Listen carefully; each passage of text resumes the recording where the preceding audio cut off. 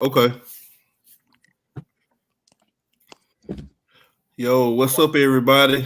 We back again, back in forth sports, where we really keep it real on all things sports all the time. Today, we will be talking about the greatest NBA dunkers of all time, NBA three-point shooters of all time, and last but not least, the best one-on-one players of all time. Once again, we back with our special guest today, E-Dub back in the building with us. What's up, bro? Going on? What's going on? Got FJ back in the building with us. My What's guy. good, family? I What's don't good? know. Dre is always here to hold it down. Yeah. And we got first timer to the building, Mr. Morris. Yo, Gives what's us up? some great analysis. So I'll kick the question off. And we'll go from front to back. Greatest dunkers of all time. You said dunkers or just one? Yeah, dunker is however you define that. Me, when I'm looking at it, I'm thinking Vince Carter type players, Jordan, Dominique, whoever else you can name, Levine, so on and so forth. But I give it to you, Morris. Man, if we just gonna go like dunking contest or you got it with all time. I'm going Vince Carter. The stuff that he did, and that's along my era of when I was starting watching basketball and could actually understand what was going on and could take you know what I'm saying, and just at the time when he did what he did, the way he affected the whole world with the dunks he was doing, and just the dunk that what he did in the Olympics when he dunked over that 7-footer, that was like iconic, man. And then hung on the rim with his elbow in the rim, like it was unreal what he was doing. Like he really brought the dunking contest and the level of in-game dunks back. And I would have to go and my second would be Jason Richardson from the from that era at the same time. Like they were like two of the he used to hop to me. Yeah. Fred, who you think? This really a no-brainer, man. I got to go with Vince Carter, man. Just from what we seen, man, it don't matter if you was watching the game in the 80s, 90s, all the way through the 2000s. I just don't know nobody that could really match that, man. Now, don't get me wrong, man. Jordan, some of the stuff we seen from Jordan, man, even jumping from the free throw line, that's big time. But with Carter, man, Carter had on his mind in college, and he brought it straight to the league. Yeah. Carter was different. Yeah, I'm with you. Yeah. What about you, for E-Dub?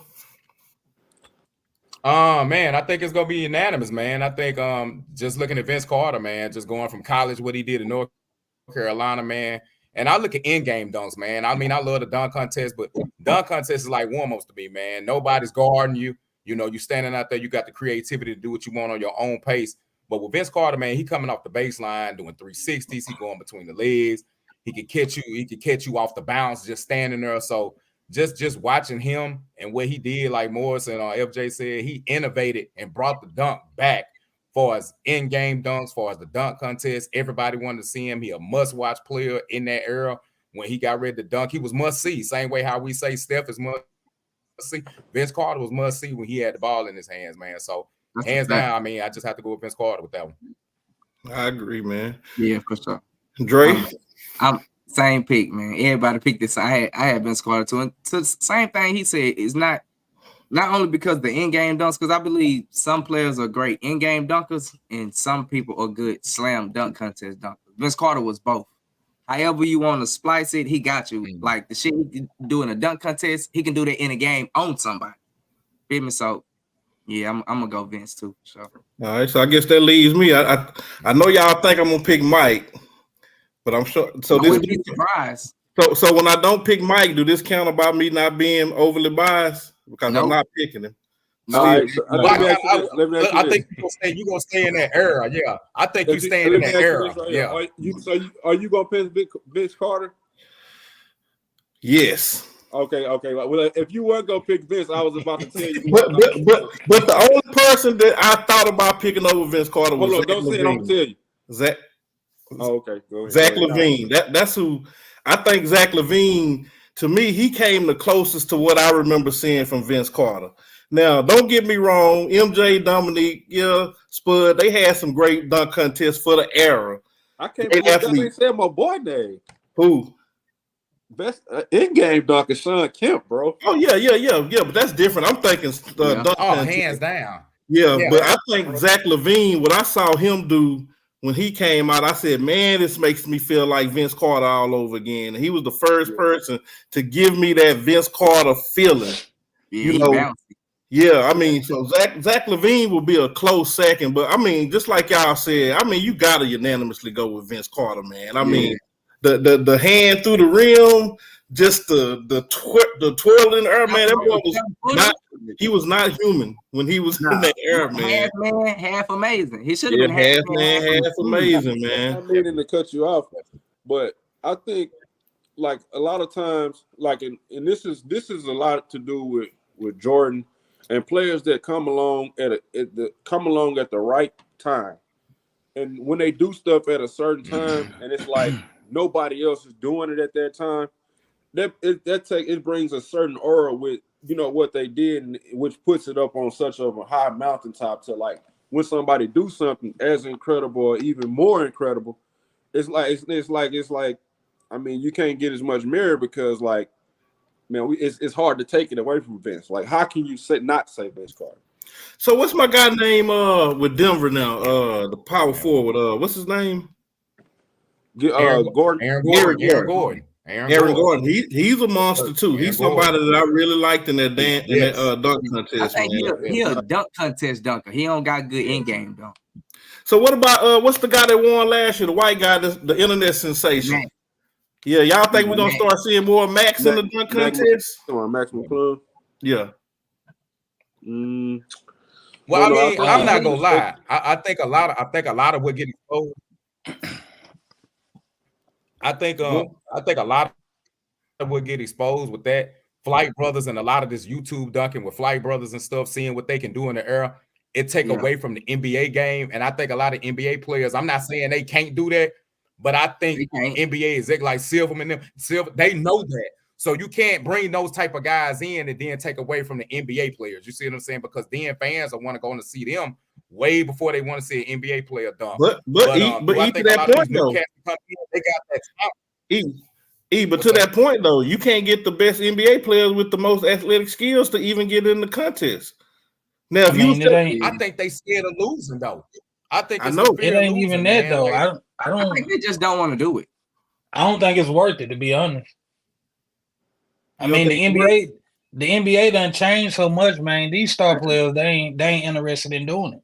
Nah. I mean, what's 50,000 to them? Even if they say we're gonna pay you 50,000 if you win, what is 50,000 ain't gonna do nothing but buy them lunch for the week. You know, if that's jet money for the week. I think it's a different generation. Yeah. I think it's just a different generation, man, that we growing up in because all of us are close to our 30s, if not over 30. And I think back then it was more of I'm gonna show you up. Nowadays, it's more of a homeboy, like, oh, well, my homeboy ain't doing it, I'm cool with it. But back then, Jordan and Wilkins then was like, look, I'm finna show you I'm the best dunk. I'm finna show you this what I do, this my craft. And I think they don't really care. Like FJ said, they don't really care about it. It's useless to them to be able to do that. So. But you say they don't care, though, but then you look in the games, and I see Ja Morant doing just ridiculous stuff. Like it looked like it occurred to me when he in the air doing what he's doing. That's my game, point. Right? They're showing you up. Yeah, in the game, they showing you up. They feel like just doing it in a contest don't mean nothing to them no more. But you make a good point. Maybe it's me as the old head in the room. I love the dunk contest. I look forward to it. That made players back then, you know. And I just feel like if you put, yes, one thing if you got a Ja Morant going against a bunch of lower level no name players. But if you put a $500,000 prize or $1 million prize, and now you got him, you got Zion. You got people like that in there. I mean, it's going to be a whole different level of excitement to the dunk contest. It's just going down because it hasn't been any real stars, any big name stars in it lately. I think that has a lot to do with it. I think Zion, that's something that I think Zion would thrive in as a dunk contest. But Ja Morant, I don't think Ja Morant is creative enough or has the type of dunking capabilities that's gonna be flashing. What about Ant-Man? I would like he to a see ball, him. bro. He a ball player. Like Yeah. his game is way more important than the dunk contest. Like, you know, you got like reiterating what Fred said.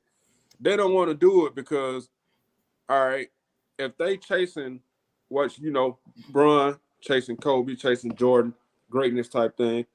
If they're gonna follow their model, Bron didn't do it. Bron on top of the game. So why would I do it? Yeah, but Bron really broke the cycle because before that, all the big stars did it. So I guess it's a thing of if you want to follow Bron. It's You a know, Bron the generation. in-game dunker though. Bron ain't creative. Yeah, but Bron, I'm just speaking as a fan of the game. I still would have loved to seen Bron in the dunk contest, and everything I'm speaking on is from a fan's perspective. I'm not speaking on it from a they individual goals or what they may personally reason they may not do it. I'm saying as a fan that's been supporting the NBA since I could remember. Mm-hmm. That was part of what I look forward to. All-Star Weekend in general was just a big deal back in the day. Like, it was huge. They really competed. Now it's like they don't start competing till the end of the quarter. Even that first year when Silver changed it and said, okay, we're going to go by the quarter and we're going to give to a particular charity. You still don't really I think maybe that first year I saw a little uptick, but it's dwindled back down now because, like you said, the money's so big. It's like, well, we can just give that. We'll pitch in and get that $500,000 ourselves if we lose. Like it's nothing. So I just don't see how you get them excited. I think it's the fact of it's probably some behind the scenes going on saying like, hey, if you get hurt in this All-Star game, man, out here, you know what I'm saying, playing around, like these guys don't even play back-to-back games no more, man. It's so much hell, so much they got that shit down to a science of how many minutes, how many games that they want them playing the season. That one game. That's why people get hurt. They could make it feel like that right there. That one thing is the reason why a person hurts something. But have y'all ever seen anybody get hurt? So have y'all ever seen anybody get hurt in the dunk contest? Because all my years, shit. I mean, you probably ain't seen them get hurt. But how many times? I mean, you just got to think how hard you hitting the rim with your hand, bro. It might not be an injury where they got to be out of game, but it might be an alien injury that lasts 3 weeks where you got a blood clot in your finger, and it's affecting your shot. I mean, it might not be nothing that's on the book. I think I'm with you. I'm with you, Keith. Like I'm an 80s baby, and just watching my dad and watching sports. To me, they steady watering down stuff, and I think it's watering down because if you're scared to get hurt in the All-Star Weekend, I think it's almost like the NBA is like this. This is how I'm gonna look at the NBA. It's like your kid. If you sit there and give your kid toys and cookies and stuff, they're gonna get accustomed to that. So if you allow these players to do management, if you allow these players not to get in these dunk contests, what are they gonna do? They're not gonna get in it. They're not gonna do it. And I think nowadays these younger players feel like they don't have to prove that, like Jordan, Kobe, all the top elite players that we looked at growing up, they got in the dunk contest. They got in the three-point contest. It's a different type of generation gap. And I think that's what we're not looking at is that these younger cats, they doing their own thing. They making their own course of how they want their careers to be. Like Morris said, a lot of them don't want to get hurt. You tell a man he can sit out 2 days. You tell me you give me 2 off days. I'm gonna take 2 off days too at work if you go sit up there and let me take them. So we're allowing them to do this. I think that's something he want to say. Go ahead. Hey, man, keep in mind, guys, that man, everything you do in this day and time, bro, is a business now. Yeah. I mean, it's strictly business, man, and that's really what this done game came down to, man. You got to think these guys get what they get like a week off now, right? For All-Star break. Yeah. They take not necessarily a week. I think they get like 4 or 5 days. I think they get a week. Some close to a week for sure. Man, a lot of them guys, they gonna take full advantage of that, bro. Like full advantage. Yeah. And hey, just man, when these guys go from city to city to city every day, every other day, it takes a toll on your body, man. Yeah. But Fred, you make a great point. Only thing I would say to that, okay, if we're encouraging you to get in the dunk contest every year and sacrifice every year, I got you. But you can't give the fans what they want 1 year Like, I mean, you could, yeah. but for certain people like Bron, I mean, Well, after he didn't do it them first couple years, after that, it's no point in doing it at all.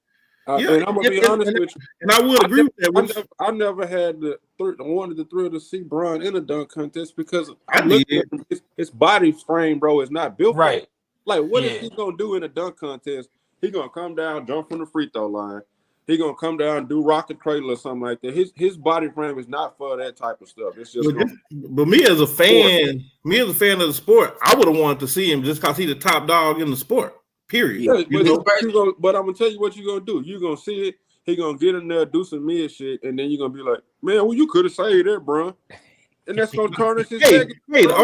the only way I want He know he not creative Hey. enough to be in there. I don't That's think why- losing a dunk contest would tarnish his legacy. That's what I'm saying. I don't see that. I think people want to see him in there. And me personally, if I'm gonna criticize his dunks, it's gonna be because he had bad dunks. I criticize anybody with bad dunks. I'm not gonna go in there and say, "Oh, this LeBron," so I have to automatically score him high, or I can't criticize him. We criticize other people. So he know he ain't got no shit that's gonna be on dunk contest worthy, bro. I don't agree with that. Young LeBron could have did it. Maybe not last 10 years, LeBron, but first 5 years, man, that dude, that's the most athletic player ever come through this league outside of Will Chamberlain, man.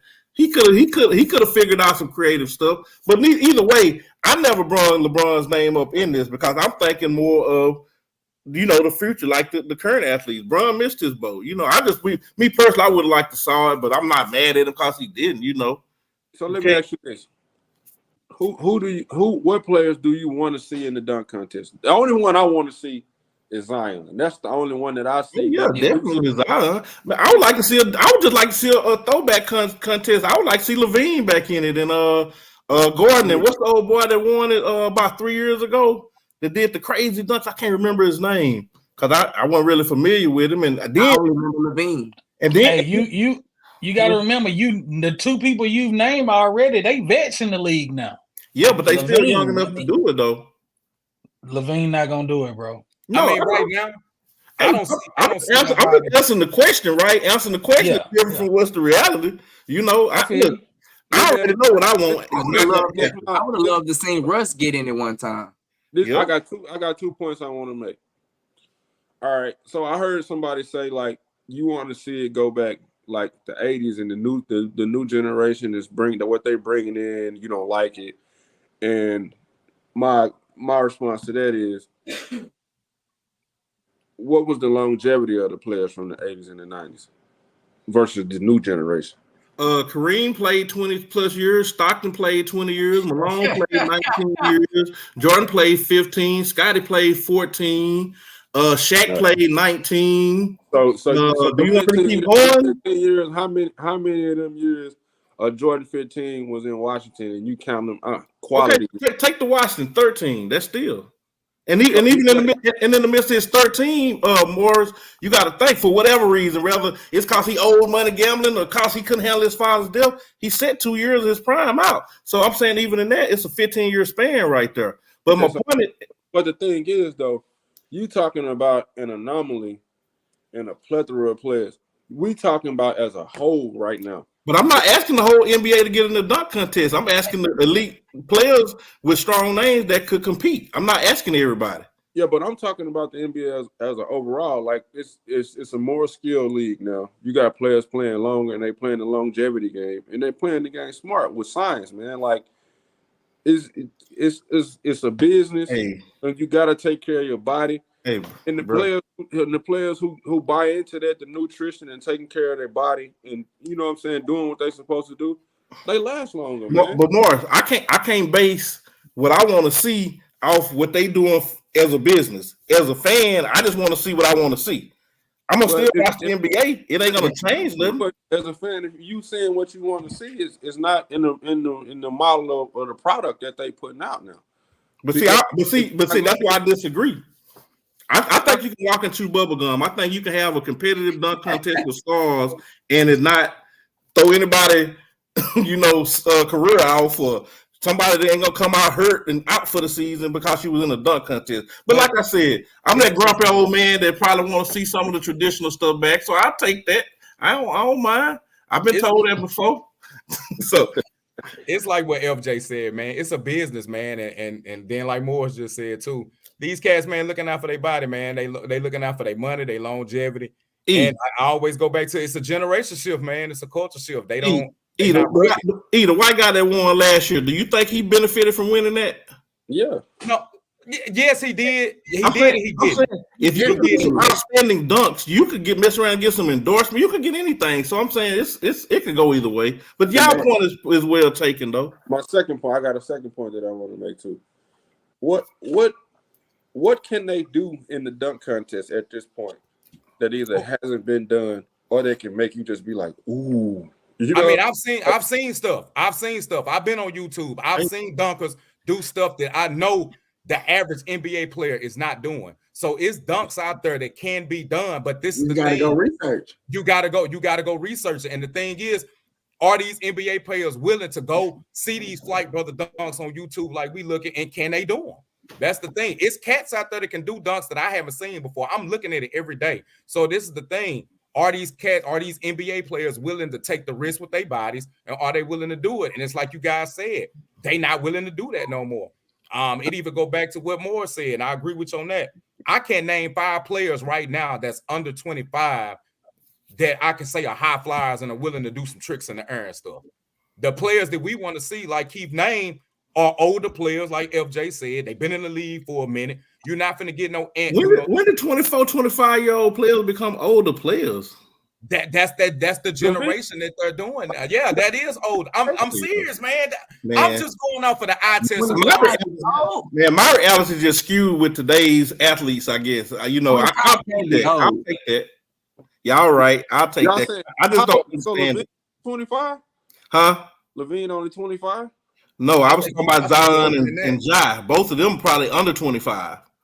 No. Yeah, but I mean Zion. Speaking of Zion, bro, Zion injured. He's an injury-prone guy, and that's gonna make him be old. That's really what it is. Hey, look, look at Blake Griffin. I wish I had a white flag. I'll throw it. Look, I'm waiting. No. I'm just saying, Keith. Like, I'm giving up on the contest. I'm giving up on it. No, you ain't got to give up on it. I mean. I think it's outdated, man. It's they need to just do away with it. It ain't even exciting to me. But you know what? You make a good point, Morris, because these days it's 3-pointers, right? Back when I come up, it was athleticism getting to the whole dunk. Now it's 3-pointers. So I agree with that. You said athleticism when you were growing up. Yeah, I'm not meaning like that, like what in the context of you. I'm saying it was more prevalent to people watching. I tell you this, more people watched the dunk contest than the 3-point contest back in the day. Oh yeah. I'm speaking. It was the All-Star was more about athletic players, dunk contest, all that. That's what it was about. Now I think the All-Star game need to come up with more creative things like they did, when they had the 3 Giannis brothers and they did like that little skills challenge thing. I hated that. I think that's better than the dunk contest. Yeah, I hated that. But they didn't take the skills competition. I didn't. They were just out there bull crapping around. Now, if they take it serious, then let me ask you something, Morris. And Keith made this point the other day. You went online. He actually said, "What do you think about if the NBA bring a one-on-one contest to the All-Star break? What do you think about that?" Man, to be honest with you, they're not going to take any of that serious because they are already at the peak. They at the top or whatever, the top of the food chain in basketball right now. So our game is not. It's. So should we get rid? So should we just get rid of All-Star Weekend then? Because they don't play the game. Y'all say they don't take the dunking serious. They don't want to do the skills challenge. Should we just get rid of it? Just don't take it serious. Like if you pay them enough, they will. No, because you gotta look at the play-in. Ain't they taking the play-in serious as shit? Yeah, because they playing for a championship. They playing for 500,000. They don't give a fuck about that little ring or that little championship. They paying for that money. You talking about the in-season? Oh, you talking about the in-season tournament? Yeah, I'm thinking in-season tournament for the playoffs. I mean in-season tournament. You guys, man, the All-Star Weekend as well as the Pro Bowl, man, it's just simply entertainment. That's all it is. Yeah. it's just entertainment. Times done changed, man. And these cats, again, they not finna risk it. They just not. They're getting paid too much money for the regular game to go out there and risk it in an exhibition. Yeah. It's just I mean, they're just so far superior athletes than we even imagine.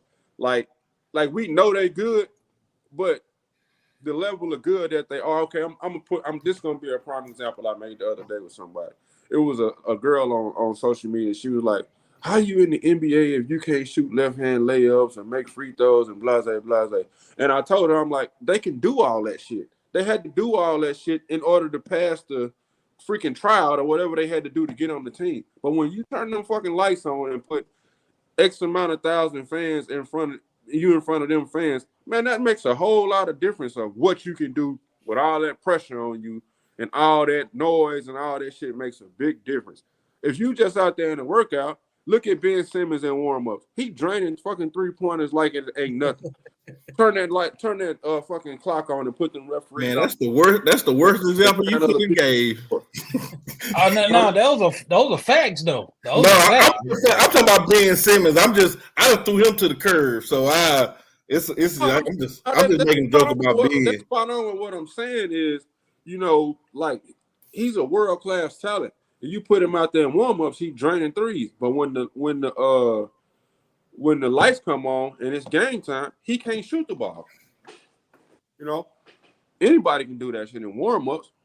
But you know what I'm saying, when the lights come on, it's a whole different animal out there. But even Ben Simmons, I mean, yeah, you can do what you want to do in warm-ups, but how many threes is he gonna even take? That's just vanity. That's just to practice it in case you ever in that situation. A person like Ben Simmons ain't gonna.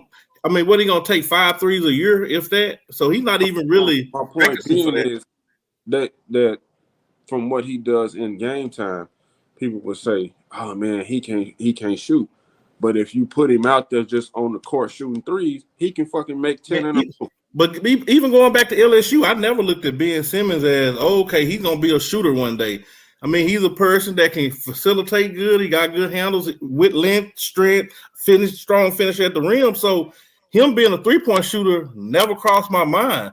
Now, the way he regressed and just refused to shoot anything outside of 5 feet, that's a mental block. But even at his best, when he was a rookie, when he got Rookie of the Year, or his second year when he was, an 8-8 player, I mean, he wasn't getting them accolades because he was possibly getting better at shooting. He maximized his skill set, So, yeah, everybody going to practice and shoot threes.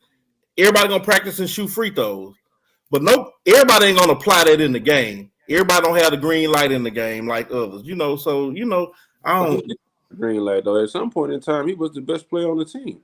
It was his team. Shaq was the best player on the Lakers for a couple of years, but he wasn't shooting threes. I mean, come on. Ben Simmons was never the best player on the What's the difference between Ben Simmons and Shaq when it comes to shooting? Tell me the difference. Tell me the difference between Ben Simmons and Shaq when it comes to shooting. Ben Simmons is a guard and Shaq is a center primarily. Do you really look at Ben Simmons as a traditional guard, like shooting guard type? Because that's what we're talking about, shooting. Because if you can't, I look at him like a Magic Johnson type player. Magic Johnson didn't have a great exactly. Yeah, he didn't. So I'd rather compare Ben Simmons to Magic before I would. I mean, so yeah, because Magic Johnson didn't have the best jump shot either. Like, he was ugly. But I mean, it was good. It was good enough for what they needed him to do at the time. He was shooting like he played in the 80s. Ben Simmons is gonna facilitate on offense, and he gonna play big boy ball on the other end. He just had to have a particular skill set. With that being said, what you just said, Keith. So you saying, he not in the top 30% in the NBA right now? Who? Ben Simmons. He's not a top. What you talking about, as a player or as a shooter? Because as a player. No, not right now. I hadn't seen it. He might not be top 30. Nah, I don't think so. Are you serious? Yeah, I'm talking about based on what I saw. Yeah. Last three. I mean, he can come out and prove me wrong. So prior to that year, his last year at Philly, if you'd have asked me that, I would have been like, yeah. If you asked me who won the Brooklyn Philly trade, I would have said Brooklyn, right? But I'm saying since then, I have just lost confidence in Ben. So you asking me a current question, and I can't answer how I would have answered it 3 years ago. I'm have to answer it now because he's just not dependable. To me, he got a block where he won't shoot. You know, it's some things like that. So it's not, do he have the ability to be a top 20 or 30 player?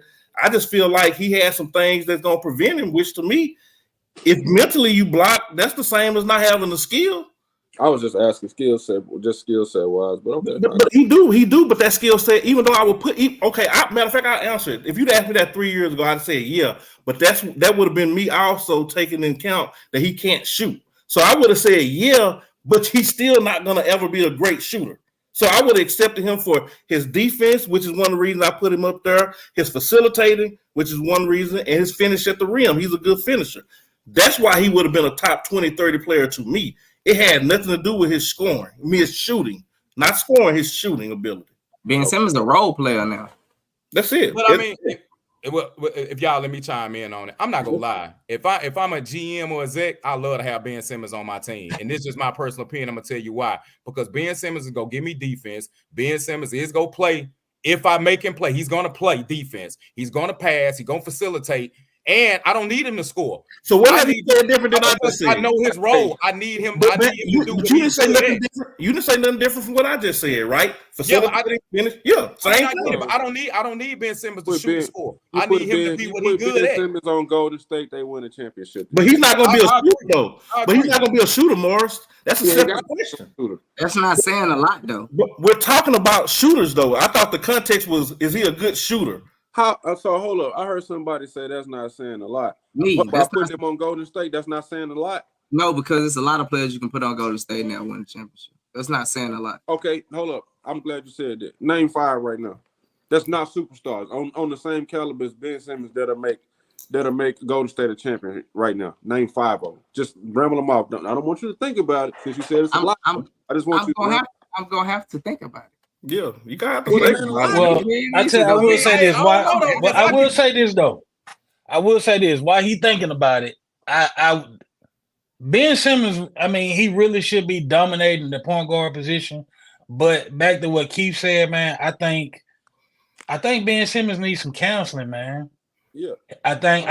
Honestly, I think the man needs some counseling because he been off somewhere for the last 3 years? Yeah, exactly. I think those injuries went to his mental. I think that did a lot to him.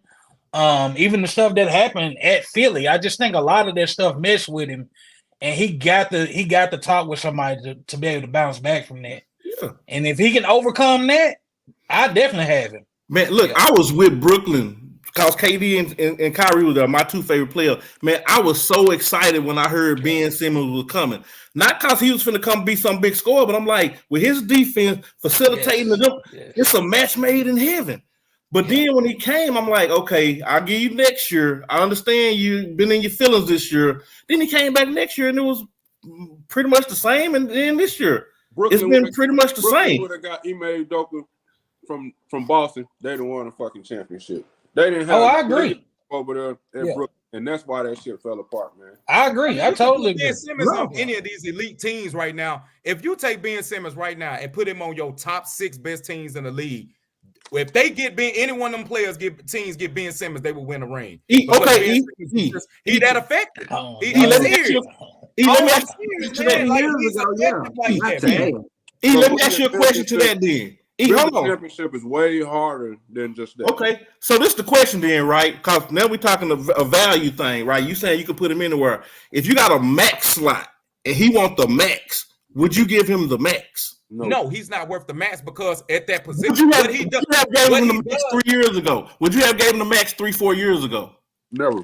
No, I wouldn't have. I'm not gonna lie. I wouldn't. I'm gonna tell you why. I'm going to tell you why, because I've seen the eye test long enough with Ben Simmons to know at LSU, I know what I'm getting out of him. I'm getting a facilitator and I'm getting a defensive player. Bro, I'm not getting the offensive player. If you're getting max deals, I feel like a max contract to me, you need to be on both sides of the ball. That's what a max deal does. That's me. That's just my opinion, though. A max deal is a game changer.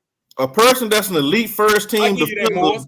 I give you that one. It is a game changer. But if you're an elite defender, facilitator, and finisher, you are worthy of a max contract. Max contracts don't only go to the elite 3-point shooters. Max contracts go to players that in the position to ask for a max contract. Dame Lillard can ask for a max contract in Portland because they can't get nobody else there that they can pay. Would Philly have got? I bet you this: if he wouldn't have had that breakdown at Philly, he had already got the max for a rookie contract. He was making 30-some million then. You think he wasn't gonna get more had he stayed on his trajectory? He was. Oh yeah, he would have because I mean, Listen. you gotta think, man. He was a triple double machine. That's man. what I'm saying. He would have got it. The reason I say this about him, man. If I look at teams like Dallas, you put a Ben Simmons on the Dallas with all the offensive stuff that they have already, and you got a defensive stopper like that. He's gonna make a difference on that team. I take my question back. 100%. They're not Have winning you- a championship. Hey, Win a championship. are you saying You don't that's think what? they will? No, never. Hey, are you Okay, so saying tell me that's? why. Tell me why. Tell me why you think if they add a defensive stopper like that and a facilitator like that, they won't win. I'm serious. I want your honest opinion about it. Because I just got one They question. don't have a championship caliber team, man. They don't have a complete team. Denver is going to be there for the next couple of years. How they going to beat Denver? I ain't What talking do about. you mean? Well, okay, so what are we breaking down? What do we break? This is me, and I get what you're saying. I'm not arguing against your point. I'm not arguing against your point here. But I look at teams like Denver, and I done broke teams like Denver down. A lot of these teams are one piece away. Just imagine Dallas just went there a couple of years ago. Morris, you seeing it just like I am. So you can't knock this team, and they done it without Kyrie. Hey, They done it without Kyrie. So you can't sit there and say that, Morris, and knock that team like that. Hey, go for it. hey. I'm gonna say this, man. Hey, look. I'm gonna say this. Go I'm ahead. gonna say this. I was one of the people that said Denver would be a one-hit wonder. That was me. But after I have watched them in just this season, man, that team is a unit. And if you don't have a unit, Yeah. they are so much together, bro. It ain't even funny. And you know what, Fred, to your point, when they lost Bruce Brown and Jeff Green, I said them were Bro. role player, and they ain't missed a beat, bro. Ain't missed Hey, a you beat. got hey, that's what's her boy name from the Clippers that play for them now? Jackson. Reggie Jackson. Dog. Dude didn't even get much playing time last year with them. Reggie Jackson cold though. Look at him right now. But that's a good player. You're talking about you're naming a good player. Right, He but was good with the Clippers. But what I'm saying is that just goes to show you how much that team is together. For Jackson to not even get much playing time and to just step in Murray role with him being injured, it's the togetherness, man. And you know what that come I from? get That's leadership, bro, coming down. That's from the Yes. top to the bottom. Yes. That's why you talking about Dallas, you can get Dallas whoever you want. And give me Golden State in the first round. They're gonna bounce their ass, bro. All right. But Hey, you're talking look. about a veteran. You're Hey, talking about a veteran season last team. I'm word, not taking E-Dub. that away. That's Hey, who they look. gonna beat to make it to the championship, bro. All right, y'all. Hey, hey, Championship caliber team. That's who they gonna be playing against. The hey, Lakers let's, in the first round. They terrible. hey, let's reset. Let's reset. All Greatest 3-point shooter of all time. I think that should be unanimous, Yeah, but that's we'll unanimous. see. Man, We all got the light skin, dude. I mean, of course that's the easiest choice, man. But I mean, I'm still a Ray Allen guy, man. Yeah. Yeah. I mean, like I said, we can always go Steph Curry. I mean, that's just too easy. But Yeah. Ray Allen, the way Ray Allen came off screens, man, Ray Allen was already shooting the ball before he even caught it. Ray Allen is the best pure shooter of all time. Like, 100%. I think a And him better and Clay. would be top 5 versus 1. Because everybody gonna say Steph, man. You can't. How could you go? Yeah. against it? You can't. yeah, even how try could to you? do that. You can't. Yeah. Yeah. I mean, I'm gonna take Ray Allen. But you can, though, just like you doing. If I was going to take somebody, it would be Ray Allen. But Steph's advantage is his off the dribble shooting or his dribble, dribbling up and just pulling. He can create Ray his own Allen- time. If you asked me, if you said I got Ray Allen and Steph Curry on the same team and we down by 3 and it's 5 seconds left, I want Ray to take that shot over Steph. Yeah, I agree with that. 9 out of 10 times. Maybe if Steph is on one of them flurries where he done hit 14 threes, maybe I'll make the exception that game. Maybe. But other than that, it depends on where we inbounding the ball from. but I'm just saying hypothetically, if it's all the right scenarios, I would run a play. If we inbounding the ball from half court, I want Ray take. Yeah, that's what I'm speaking of half court. Ball from under the goal, then I want Steph. Either way, my first option is Ray, is what I'm getting at. However that play is drawn up to work, I'm trying to draw it up for Ray because I trust Ray more in that space. Even Clay, I trust Clay more than Steph in that scenario, but not overall because, like you said, Steph can get the ball, just come down. As soon as he cross half court, you got to be on him because he can pull and make it.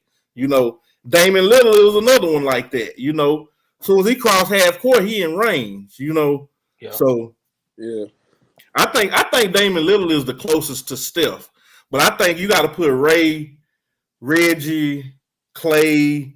Stojakovic. Put Reggie up there so much, man. That one game, bro, is like. Well, I mean, but that's you saying one game. I watched Reggie whole career. I don't know what one game you even talking about because I don't see Reggie one game the 100 of them. So we probably just watched two different teams. So, but that's mine though. I want you to keep that topic for the next time you have me on and we talking basketball. We're gonna talk about Reggie. Hey man, I think Reggie did a lot of kissing up in the league, man.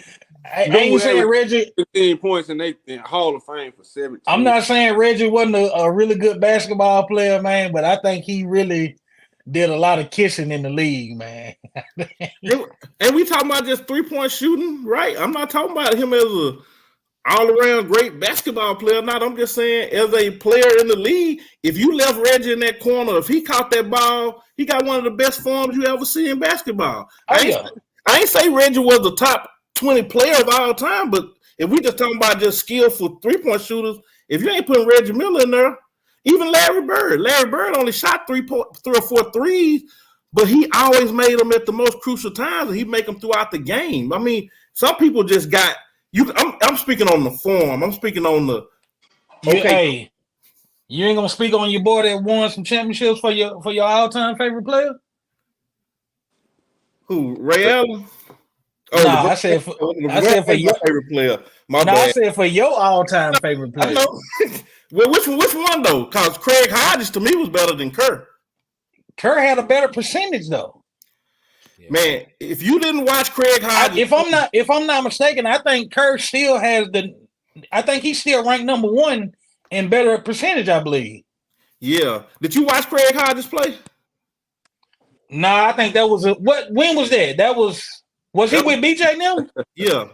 I'm just I mean, he won what, like 4 3-point contests, man. Dude is, I mean, you can say you don't like his game, Morris. You can't say the boy couldn't shoot threes. I mean, I guess y'all. So y'all. Hey, I'm gonna tell you right now, I'm anti-80s, 90s, bro. I'm with. I know that. I can feel the hate coming from you every time I say somebody. I feel it dripping from your shirt. Hey, all I know is, man, I just remember Kerr knocking down a lot of shots for them boys. BJ knocking down shots. And nobody ever criticized Jordan for making that pass. So what are we talking about? How we get on the Jordan pass, man? Look, ever since I put his line for a little point up there, now he want to act brand new. EJ, go and get off. Now he want to act brand new. They can go to Golden State right now and make them championship ready. What them 5 players there, dog? You back now? I've been here the whole time. I ain't heard you talking about man. I want you to put them in there. You want me to just interrupt with the names? I mean, if we go on role players, if we go on players that's gonna average 6, 6, and 6, no. Then it'd be hard for me to pick a role player. But if we picking somebody on Ben Simmons level, then a guy with a good name and a good game, then you can throw a lot of players. I just want you to put 5 players in there that'll make Golden State title worthy right now. If you put them on them. Now go. Which one? Point guards? Or you want a small forward or what? Players. Zach LaVine. I put Chris Middleton over there. They need another. Gonna make anybody a champion. Man, this dude is a number 1 playing number 2. to Giannis. Only. Okay, yeah, you really out of your mind now. I thought I was playing earlier, but now you give me a little truth to it. You said he a number one? If he was the best player on anybody's team, they would not never ever be in contention. Now, if he's the number 2 or 3, you got you one of the best number 2s or 3s in the league. But if you gonna tell me Chris Middleton, so you telling me before I'm telling you that. Whatever you finna say, that's what I'm telling you. So you telling me before Oklahoma City got signed SGA, if you put Chris Middleton on that team, he wouldn't have been a number 1, and he wouldn't be perennial on that team. Okay, I'm telling you whatever you think I'm trying to tell you. Yeah. Chris Middleton. No, King, you can't say that, bro. Chris Middleton on there. No, okay, hold on. So y'all can tell me Reggie Miller is garbage, but I can't say Chris Middleton is one. No. I wasn't saying that Reggie Miller was garbage. I feel like Reggie Miller got entirely too much praise, is what I'm saying. Yeah, definitely. But Chris, but can I now think y'all giving Chris Middleton too much praise? You don't think he can be a top number 1 on the Oklahoma City? They wouldn't. Honestly, and they do what though? And they do what? Yeah, but what they gonna do is what I'm saying. Hold on, time out. It don't matter what they do. Luka, hold on. Luka is a number 1 for Dallas. What are they doing? Nothing. Got the second best record in the league. That don't matter if you ain't winning the ring at the end, right? As a team. Well, what they got to do? Well, you speak a hypothetical with Chris Middleton going to Oklahoma. No, you can't say. No, listen, all he's saying is, would he not be a great number 1 for Oklahoma City? Probably being a top All-Star guy as well. I don't think so. No. Yeah, okay. Man, this dude can score the ball from anywhere, rebound. Yeah, I'm a fan of Chris Middleton. Y'all put him at a 1. I'm saying he's a great number 2. That's the only difference we're talking about. If you think Chris Middleton can be the best player on Did you not watch the playoffs when Giannis was out? This dude went fucking crazy. Mars, the difference is I don't watch the playoffs this year, 10 years ago, 20 years. You only watching the last 20 years. You need to go back and watch some old basketball because I don't watch it all. I don't watch all of them. You only go back about 15 years for some reason. Hey, so your opinion it's gonna always be a little skewed because you already X'ing out half the players that never played in the league. I mean, because you got some age bias. Chris Middleton ain't better than Reggie Miller. Ain't no way. You think Chris Middleton took a team to the finals? He took a team to the finals. Okay. You think Chris Middleton better than Reggie Miller? It's crazy. Hey, time out. It's crazy talk. Okay, now, 1 second. 1 second. I'm glad y'all said that. You think Reggie Miller is a better player than Chris Middleton, right? Yes. And Chris Middleton is a number 2, right? Yes. I want you to take your phone down right now and go look at Reggie Miller fucking stats, and then go look at Chris Middleton's stats, and then come back. And I don't want to hear no shit about no goofy ass. They not choke slamming niggas, bro. You talking about cumulative over career. When Reggie got older, his numbers went down, which skewed his averages. I'm talking about pull up Reggie Miller's best season. Let me ask you this: Did Reggie Miller did he not lead a team to the finals? Did he not lead a team to the conference finals multiple times? Only losing to Michael Jordan. So what you? I'm sorry if that ain't nothing. I don't know something is, bro. If you saying that shit, and then I come out and say, "Yeah, Brian went to the finals every year," you gonna be like, "It don't matter, he didn't win." But now you want to give Reggie Miller, bro. We compare Reggie Miller to Chris Middleton, not to Jordan. I thought LeBron don't belong in them conversations. Now, if you want to put him in the Chris Middleton, don't move the finish line, bro. If you want to put you putting LeBron in the Chris Middleton, Reggie Miller category. Man, that's what you're doing. I'm not moving the finish line, but I'm just telling you that honorable mention and pride points don't count. We talking about player versus player. If I had draft today, Reggie Miller got better stats, by the way. And in the next 2 players, let's call them out. Yeah, call them out. I'm looking up something important. Man, Reggie Miller averaged like 18 points a game, man, as a number 1 option. And you saying the number 2, how many did Chris Middleton average? Reggie Miller had like 25 1 year. Years. He averaged 20. He averaged 20 something. In his prime, he was good for 20. He was good for 20 a game. Let me see what in his prime he was good for 20 a game as a number 1 option, bro. And you talking about, man? Come on, bro. I need more than 20. I need more than 20, fam, as the number one option. And he a famer, bro. That's just me. That's just me. I mean, it ain't. And he That's just me. for a reason, though. Bro, y'all biased, bro. That's what I'm saying, bro. This, bro. Morris, have you ever come out for a second? You So biased? let me ask you this. Hold on. No. He literally saying he hate everything old school, but he calling us biased. You're admitting that you're biased, but you want to come on, man. Don't give me that, Morris. Come on, man. Nah, backing what I'm saying, bro. Reggie Miller is Man, garbage. y'all tripping. Yeah, but Reggie Miller made All NBA a couple years. Hey, I wanna flip. That means he was a top player in the league. You make All NBA, that means you're a top player. In the league. Okay, Chris Middleton. He never made All Chris NBA. Middleton only averaged 20 points 3 seasons. Everything else was 14s and 18s, 16s like Reggie Miller. Okay. So what's the standout? I'm trying to see what the point was. He's a number 2.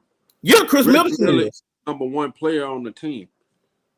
I know that's where he belongs. All right, man. So what's Chris Middleton's overall average? Okay, so hold on, Morris. What you saying is basically what you're saying is he a Scottie Pippen type player. Is that would you agree and say that? Because they say Scottie Pippen was a number 2 with a number 1.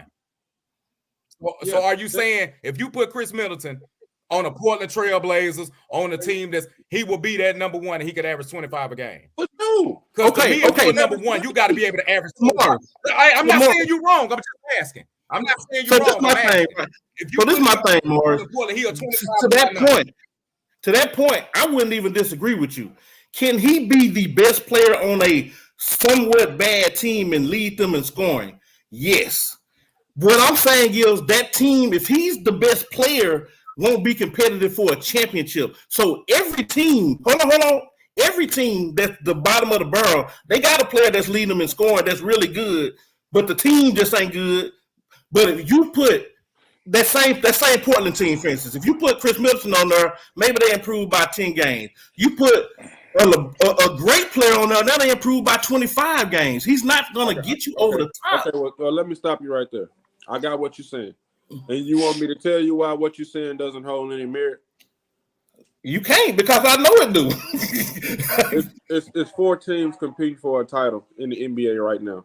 The rest of them are just in the then to me that's Boston. Okay, to that point then, Denver. To me that's a hollow point then. If you just saying, okay, you can make him the best player on a bad team, I give you that. Yeah, that's cool. I can give you that. I thought you were talking about championship competition. I thought you were saying you could put Chris Middleton on a team. He's the number 1 option, and they are championship contenders. So I misunderstood you. I take it back. Because I thought that's what you were articulating. That's what I thought you were saying. Yeah, that's what I thought you were saying. Okay, yeah, he could be a number 1. Yeah, he could be a number 1. He could be a number 1. What I'm trying to tell you is, man, as much as you don't like Reggie Miller, he was a number 1. He actually did get a team to that spot. So, I mean, ain't that the whole point? But if you say, okay, win, we're not talking about niggas who. Okay, but you just said you ain't saying Chris Middleton gonna win, so you confusing me. That's what I'm saying. Are you saying Chris Middleton will win? Because we established that Reggie Miller didn't win. Reggie Miller.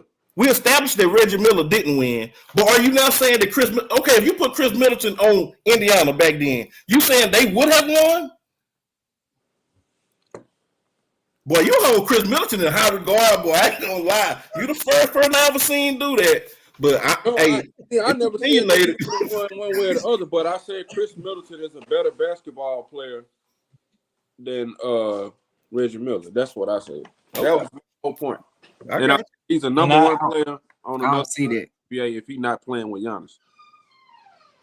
And then I don't know. We went bird walking and making mute points all the way around the board. Yeah, that's the beauty of debating, man. It go all kind of places, man. In all kind of ways. So give me Reggie Miller over Chris Middleton. Every day and twice on Sundays, but that's just my opinion. MJ, who you taking, Chris Middleton or Reggie Miller? I'm taking Chris Middleton. So I think I gotta go with probably Chris Middleton. I think he got a better all-around game than Reggie Miller. So who you got, Keith? Oh, it's Reggie Miller, no doubt. I mean, if you honestly, you the tiebreaker. Who you got? Me, I got Reggie Miller. You I mean- got your vote. Go ahead, Doug. Who you got? E, break the Doug, tie. who you got? Look, man. You don't want Y'all to. put me in. Y'all put me in. Look, yeah, because I mean, look, I'm rocking Put him in with the top both of y'all, five. man, because I'm trying to. I'm not gonna lie, because I'm picking break Chris the Miller. I'm tie. not gonna lie. I'm E, looking break the I'm tie. looking at Chris You Miller's hear me? skill Break set, the tie, I'm man. looking at Stop Reggie Miller, dancing. man. Answer the Like, question. And then think about the Damn, side. man. difference. E, break the tie. Chris Middleton can guard 1 through 4. I mean, I just think Reggie Miller was a really, really, really good shooter, and I think that's what he was. That's it, man. That's just me. I guess at the end of the day, we ain't far apart because the main point I was going against was I'd rather y'all said DeMar DeRozan. I'd rather y'all said Middleton makes you DeRozan, a man. Shit. championship competitor Man, as the number one. somebody. So if you ain't saying that, look, I told you, I thought you were saying Chris Middleton makes a team a number one, a competitor for a championship. If you're not saying that, I retract all my prior statements because that's the only thing. Nah, man, you push just it didn't want to hear what he was saying, bro. That's all. No, That's what I Jay thought he heard was the same thing too. I thought that's what I thought. But we You clearly just heard. what he was saying. No. Here's the thing: we clearly heard him say Oklahoma City. Strong Arkansas connection. I get it, man. I ain't mad at you. I got to stick together, baby. Strong America. I rock with it. I ain't No. I wasn't I'm gonna just say saying, nothing, man. But look, number love, man. I got Hey, it. but he look, trying to get out I of putting wasn't that gonna say vote out. nothing, man. But look, it's Yeah, real. E. Hey, it's real strong in here, man. Look, when I seen FJ come along, I said, "Hey, Morris done call his boy, man." I said, "Hey, look, it's heavy in here, man. It's real heavy in here. Strong American in the building, man. Like, You look, hear me? You still Hey, dancing. it's They ain't picked nobody yet. E, break the tie so we can go to the last subject. Y'all Break the pick tie. somebody. oh y'all gonna put it on my head like that, man. Man, Man, Look, you can somebody. be strong. It's all I'm good. not gonna lie though, man. I'm gonna keep it a book. I'm gonna go Chris Middleton because Giannis don't win without Chris Middleton. Straight up, he don't. He don't win a ring without Middleton. You take if Middleton was hurt during that that's true, series or but- during that run, he don't win a championship. That's how I'm gonna Okay, put it. so I'm gonna let me- just put it like that. Let me ask you this, Okay. everybody. So now you did say a while ago that if you put Chris Middleton on the Pacers, would they win a championship? I.e., to your point that you was just making, if you put Reggie Miller in Chris Middleton's spot in today's game, I think they still win championship. do they win a championship? Yeah, I think so. I think so. Cause I thought the title was more about. Don't get me wrong. Look, I'm telling you, bro. I'm not against Middleton. I think Middleton is a solid, great player. But to me, it's a wash because the championship was won to me through Giannis' dominance. It wasn't because of Chris Middleton. He just played his role like a number two should.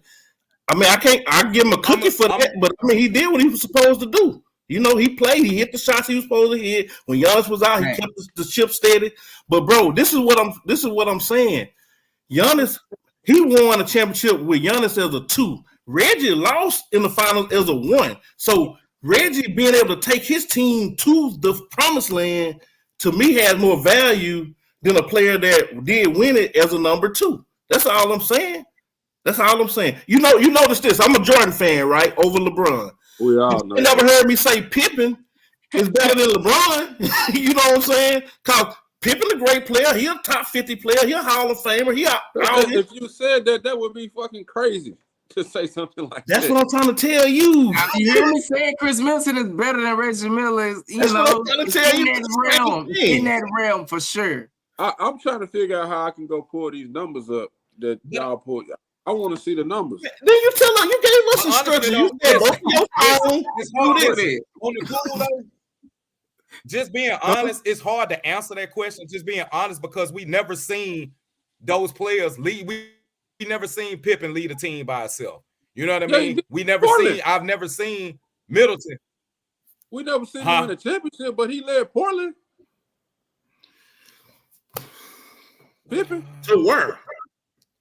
I mean, I'm not saying he had a good Finals, supporting cast though. Man, Right on there, MJ. Dude, What's the- every team will have a best player, Morris. I mean, every team, all 30 of them got a best player that lead them in scoring. that's what He I had- just he tried to had a tell you a solid while res- ago, Keith. I know I've been making that point the whole show. I don't think you have. Because you ain't listening. No, I told you exactly about Luka. I said, is he winning the Hold on, championship? you wrong about that, LJ. Like Why? And you wrong about that. To come back to that, so we can go ahead and finish off. You literally just sit here and said that that they doing nothing. This man just went to the Western Conference Finals less than 2 years ago. So how is he not doing nothing by himself? I mean, no. Granted, they went there. But at the end of the day, if you don't win that prize, bro, it's null and void. The thing is, We all know that. Is that how you feel when LeBron lost them six? I seen that coming. Here's the thing. Here's the thing, Keith. No, answer that question first. Was it null and void? Them six L's?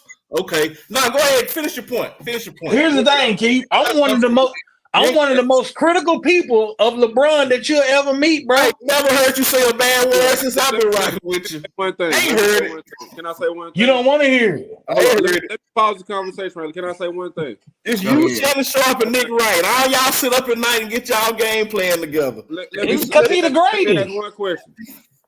Go for it. What did you just? I know Keith didn't just bring up LeBron losing in 6 finals. Fred know what that was about. Don't get in there. Fred know what that was about. But you just brought up him losing 6, but you praised Reggie Miller for winning and losing. Right or wrong? What's your question? He does not say Reggie Miller took a team to the finals. He didn't win. He just took them. Bro, listen. Praised, and then listen, you turn around. Listen, let me explain something. Let me explain something to you about me, bro. Let me explain something to you about me when I'm debating. Moving the goalposts, bro. Bro, let me explain something to you when I'm debating. I don't even. It's 10 players that you don't even have a conversation about that's in this room. When I'm talking about the other people in the other room, they don't even equate to that. So if we having an off-brand conversation about Chris Middleton and Reggie Miller and folks like that, that's a separate conversation. When we get I'm just talking about how, bro, you can debate how you want to. I debate how I want to, and I see it. I'm not even bragging, but I really don't understand your point, but I'm just letting you know when I'm talking, I separate how I talk about the greats of the greats. Hey, Keith. My point is, you praised Reggie Miller for I going ain't to the finals. praising him. No, I'm making a contrast between him and Middleton. I gotta show why I think that. I'm saying the reason I'm bringing that up. I'm saying he was good enough to get his team to the finals, and I don't think Chris Middleton can do that. I gotta show that to make my point, or else I can't even make my point, Morris. So what, let me ask you this: you said he good enough to get his team to the finals. He did it. But why does that even matter if that's not okay? I'm gonna answer your question. Then why does it matter that Chris Middleton can go to Oklahoma City and be the number one? What do that matter then? Okay, fine. He can go to a bad team and be a number one. What do that matter? You made that point. Dre, my point. What do that matter? If Chris Middleton can go to Indiana and get them and be their best player, what does that mean? That's not what I said. My point was he is a number one player playing number two to a more superior number one. That was my point. So with that point, right? That's a good point. You can go to several NBA teams where they're number two, like a Jaylen Brown could be a number one. You could put a Trae Young and DeJounte Murray. Number one, bro. You could put a DeJounte Murray as a number one. Oh wait, Jaylen Brown can't be a number one, but Chris Middleton can. Chris Middleton You think Chris Middleton better than JB? Boy, come on, man. Yeah. No. I'm sorry. I'm thinking about Brunson. I know because you ain't listening. Okay. All right. I'm thinking about Brunson. Now, you talking about Jaylen Brown? Man, Jaylen Brunson better than Chris Middleton. Yeah. Okay. They close. I don't know about that. Another argument. No, hell no. We're gonna move on, man. We're gonna reset the room. Let's bring it back. So this the final topic. This one should be gravy. The best one-on-one player of all time. Nah, this is real easy for me. Jordan. Oh, we already know. Let him start it off then. You go ahead. Go ahead, Keith. You already know. It ain't no surprise. But if I'm gonna take Jordan now, which is the obvious, then if I got to go second, it'll be Kobe or Kyrie. Just one-on-one. I'm talking about like you can't stop me one-on-one. Just that. Oh, Allen Iverson. I forgot about each other. I'm talking about play that player. I gotta go with What you say, more? I gotta go with that young hooper from the Duke Blue Devils, bro. That's who I gotta pick. Who? I gotta pick Kyrie, man. Yeah, it'll be one of them. I got to. He got the I ain't seen nobody with better handles than Kyrie. I ain't seen nobody with a better layup package than Kyrie. I ain't seen none of that. I gotta take Kyrie. You know, you're my favorite player, so you ain't gonna get no pushback. That's what I. Hey, when you talking about somebody got a ball on a string, It's like Kyrie. for real, I gotta go with Kyrie. It's Kyrie. biggest bag, bro. For real, biggest bag.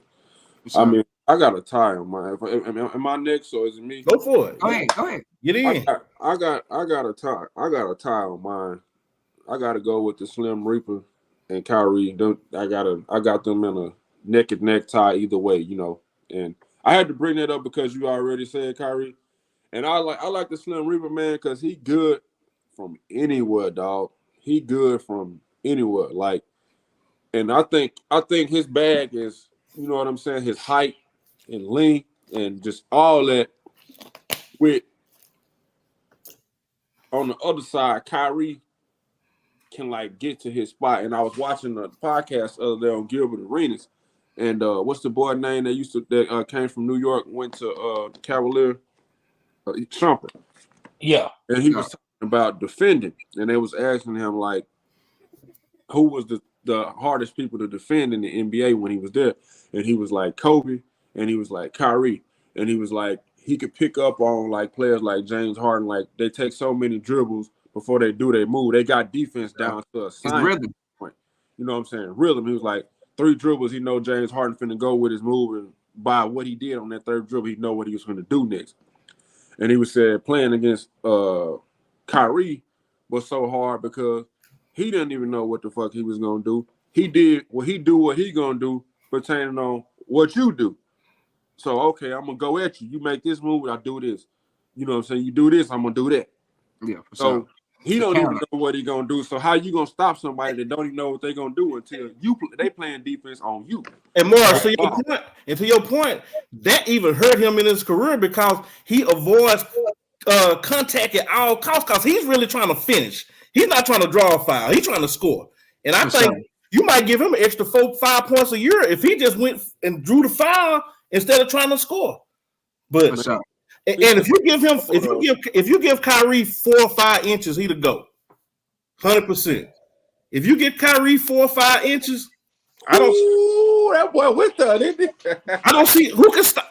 Okay, if y'all literally telling me all this about him now, imagine him with that same killer, but 4 or 5 inches. He's 6'6", 6'7", 6'8". Yeah, but the injuries is gonna play a part. No, I'm saying we just hypothetical, right? I'm just hypothetical. Okay. You saying with no injuries and y'all don't mind if I chime in, do it.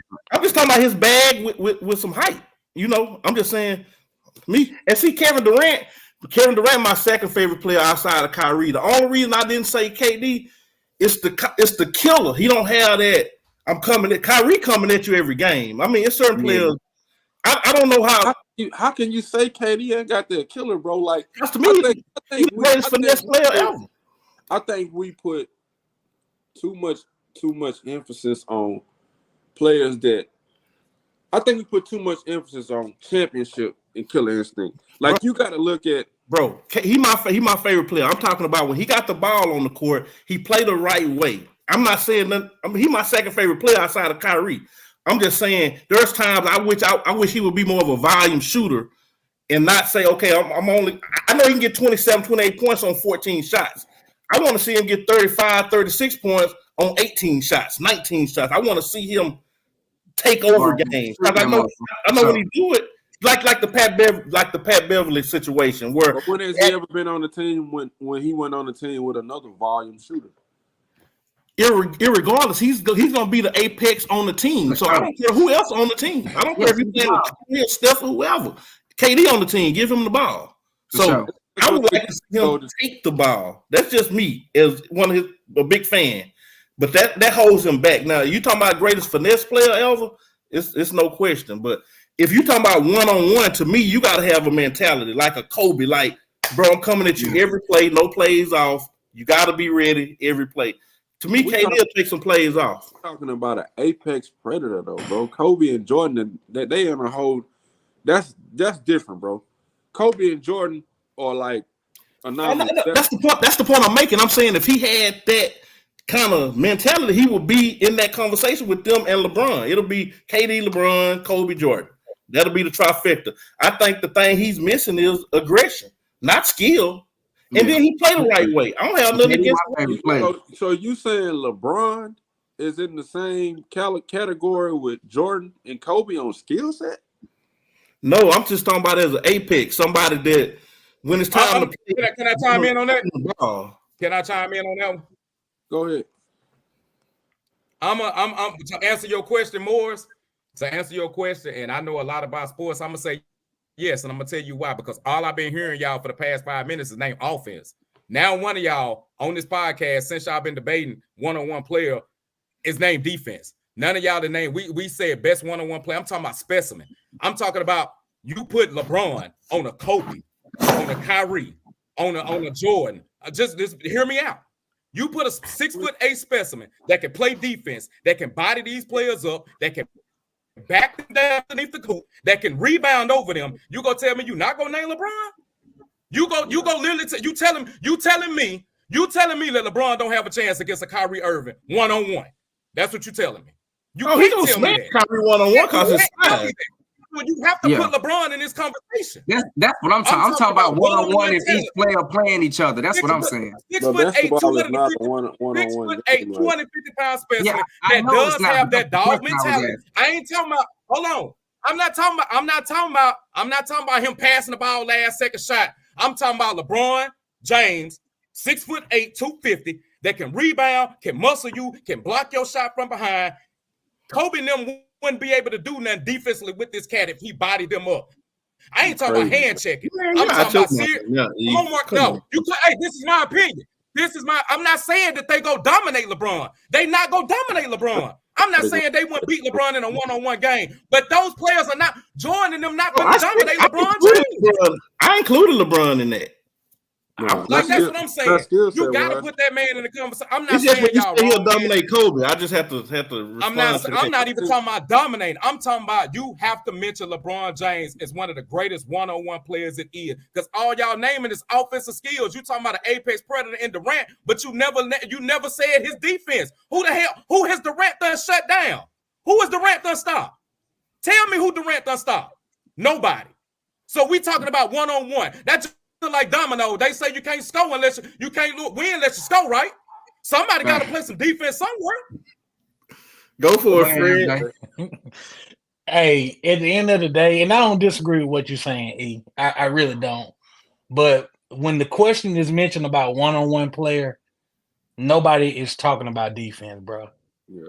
Ain't nobody talking about defense. They talking about one-on-one player just breaking down another player. And at the end of the day, man, I wouldn't take LeBron simply because his jumper is not all the way there. His crossover game, we know that's not there. So I mean, when we talking about one-on-one players, it's strictly talking about what you're gonna do one-on-one. That's what it's talking about. So Fred, let me ask you this then. To your point, do you feel like, and I agree with you on everything you said, but do you feel like a LeBron with his size, say if he was gonna compete? Maybe he can't cross over, but if he just slowly break you down and get you, is that? Yeah.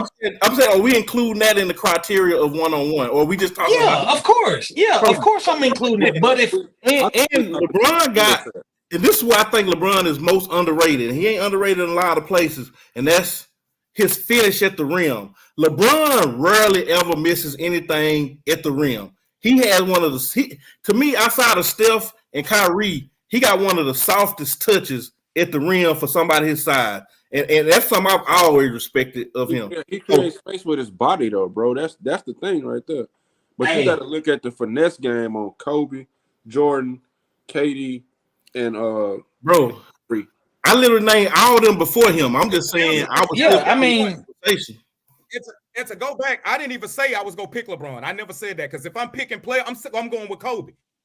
Kobe give me everything I need. I seen somebody in the comment that said that LeBron got cooked by LeBron. You can get cooked. You can get cooked on any given day. So that don't mean nothing to me. Everybody it's any given Sunday when it comes to basketball. But at the end of the day, if I had to pick a number one player, my greatest favorite would be Kobe because he's gonna give me the jumper. He's gonna give me the D. He's gonna give me that mentality. He's not gonna give up on every play. All I was saying was to go on what Morris was saying. Well, I have to put LeBron in that conversation. That's all I was saying. But if I have to pick a player, I'm picking Kobe. You pick Kobe. Yeah, that's a good choice. I mean, to me, man, when I say offensive players, I go off skill set. Skill set meaning you can score from anywhere on the court at any time, any type of way that you need to score. And those 4 players, it's probably more players that could. I mean, if you look at what's the boy, the Claw, man, he can score from anywhere on the court. You know, but he just, to me, Kyrie, the way he scored, Jordan, Kobe, and Kevin Durant. It's that slithery snake. It's that they can get through them cracks and crevices most people can't. I get it. The reason I put LeBron because I'm thinking of bully ball. If LeBron playing somebody 1-on-1, if he get in position and put you on his back, ain't nothing you can really do to stop him. You know. So that's true. Yeah, but so what I was speaking from that perspective. LeBron just living transition, bro. That's all I was. Yeah, that's all I was doing. I was just saying, man, just going off of the eye test with me. I'm not saying nobody was wrong. Like I said, I just felt like LeBron do need to get some more credit in that one-on-one conversation. Not saying he the best, but you know, you got to throw him in there. But he gonna get a lot of credit from me. But like I said, if you playing Bron 1-on-1, 9 times out of 10, they're gonna let Bron shoot that jumper. Yeah, they're gonna back off him and let him shoot it. And I'm not. Of course, we know he gonna knock a lot of them down because he an NBA player. It's gonna happen, but a lot of them gonna fall short. And guess what? Players like Kyrie, Kobe, they gonna beat you every which way possible. I can get you to the basket. I can get you on a mean crossover and do the step back on you. I mean, it's just too much they can do, man. To be honest with y'all, see, I think the way I'm thinking about the 1-on-1 is not what I don't think maybe some of y'all may be thinking. Yeah, and that's all it is. We got different criteria. So what I'm thinking about a 1-on-1 is screen, now 1-on-1 with a player in the game. Not get everybody off the court. That's how I was looking at 1-on-1. I was looking at 1-on-1, me and you head to head, ain't nobody else on the court. Can you stop? Not real, bro. That's not gonna be a real game. You can't play. Yeah, but the question ain't who's the best 1-on-1 player in during game time. I was just more or less. I'm giving you my mindset of when I was posting the player versus player. That's what I'm talking about. So I'm just saying. But I'm saying like a 1-on-1 game is not a realistic form of basketball. It is. We grew up playing 1-on-1 my whole life. Well, I'm not talking about in the NBA. I'm talking about NBA. It's me versus you. Who gonna win? That's what I'm saying. You feel me? I'm not talking about NBA. So and that's against a contemporary, right? The reason why I say that what you just said is not a realistic form of basketball is because so now we put Kyrie versus LeBron. LeBron get ball first, just make it take it. And LeBron just back Kyrie down and shoot layups the whole game. Yeah, right. Once again, that's not what I'm talking about. I'm talking about contemporary type players. Like you can't put Kyrie against Shaq. I'm speaking per your size. Like we had to talk about boxing last night. I'm talking about pound for pound. I'm just clarifying. I'm speaking pound for pound. Bro, I'm just asking the question how I see it. You may well ask it a different way, Morris. You can't let that frustrate No. I'm not getting frustrated. I'm definitely not frustrated. But I'm saying that can't make sense though to me. It's up to you. It makes perfectly good sense to me. Like I see it clear as day. So that's the conundrum. That's why this all subjective. You said it before we came online. It's all subjective. It's all opinionated. You know. But I get what Moore's saying to his point though. Like if you just had to pick skill for skill, we put these players in the league. Your top 2 players probably, and a lot of people go say KD. Just looking at that skill set of look at it pound for pound, bro. It's hard to distinguish that. Who the pound for pound number 1 boxer in the world right now? Crawford, right? But you can't put Crawford in the ring against Tyson Fury, but they still got him ranked number 1 pound for pound, right? So that I'm looking at it like that. Like not if you trying to go this person against that person particular. I'm saying pound for pound. I think Kyrie, that's why I made the point. If you get Kyrie 4 more inches, now he's 6'7". Why I say he would be the GOAT, because I'm talking about pound for pound. I think Kyrie is pound for pound the most unstoppable one-on-one player, but he's not the most unstoppable player because he got some physical limitations. So I'm just trying to clarify. You don't have to agree. I'm just trying to clarify my point.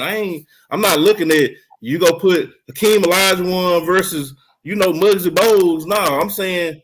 So how? But what I'm saying though, so are you saying like Kyrie Irving in a one-on-one in game, or just Kyrie Irving pound for pound? I'm just saying pound for pound.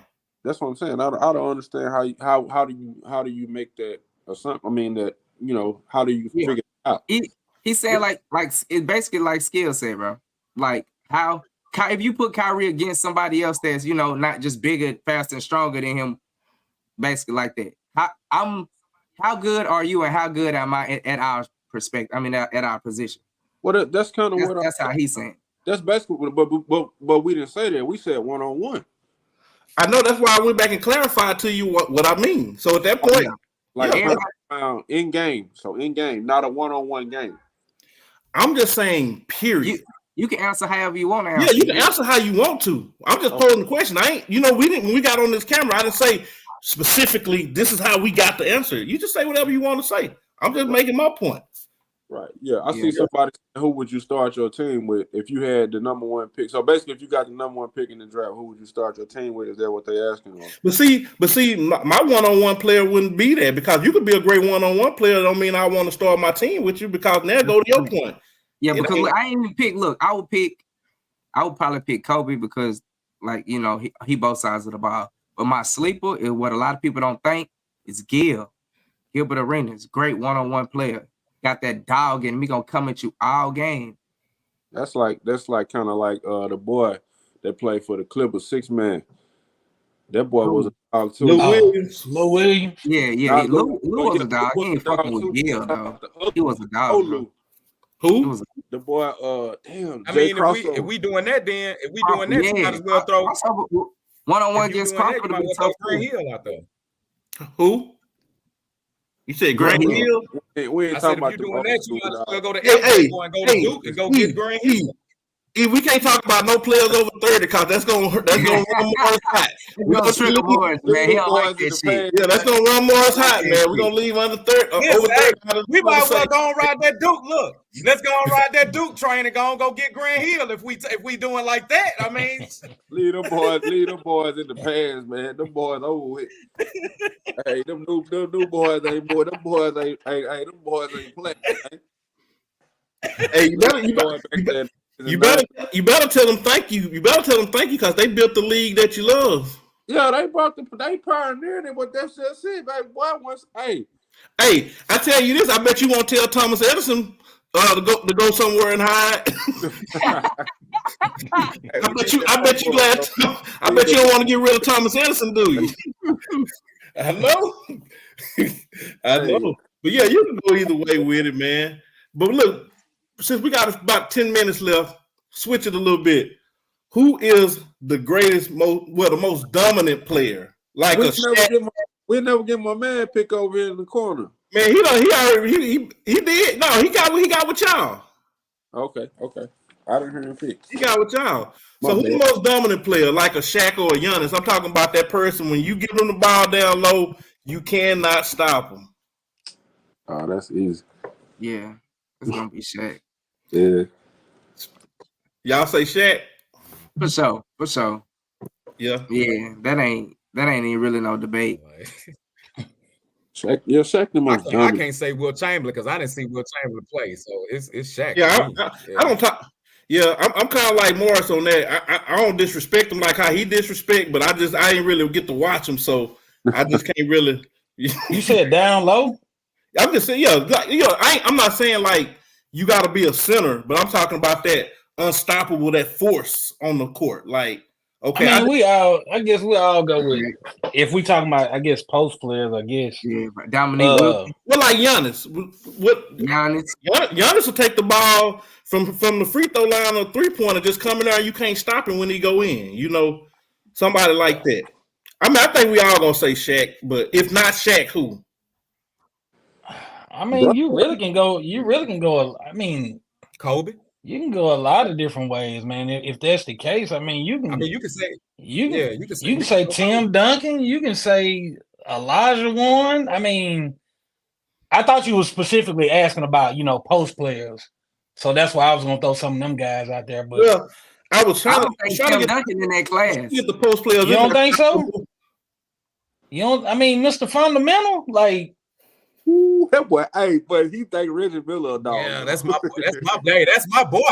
Look, don't I mean, listen, Yes, that's wait. my dog. I'm not saying Tim Duncan trash. I got Yeah, Tim them Duncan Spurs top 5 all fans. the time.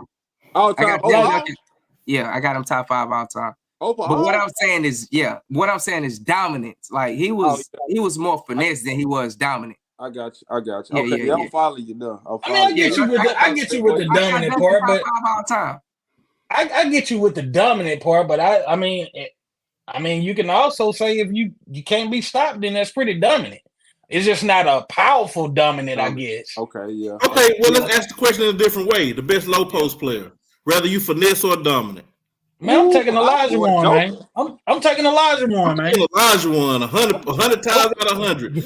Hey, Give me Elijah Warren, man. we can't say that because players don't respect Elijah Warren. You know, Hey, look, I'm dog. going. Yeah. Listen, I'm going Tim Duncan. I'm going Tim I'm going Duncan, Joker. man. I'm riding with my boy Duncan, man, all day on that one. I mean, you can't go wrong with Joker, though, Right, my man. boy Joker. Joker, hey, yeah, you can't go wrong with Joker. Joker done shot Like I up. said, He done shot up Man, number 2, but Elijah won number 1. yeah, can Elijah build Warren, man. number two around Elijah Yeah. Warren. You can start number 1 pick with Joker Yeah. and put anybody around that boy. You got to have a good point guard with Elijah Warren. You don't need no good point guard with Joker. Nah, Joker do stuff, man, that I didn't. I'm not gonna lie, Wait, Joker hold do on, stuff no, that no, a look, 7 if foot you- son if ain't you supposed to be saying- doing. If you say you need a point guard for passing, then no, he gonna do all the passing. But you need a good point guard. He gotta pass the ball to somebody. He gonna need a good point guard to win.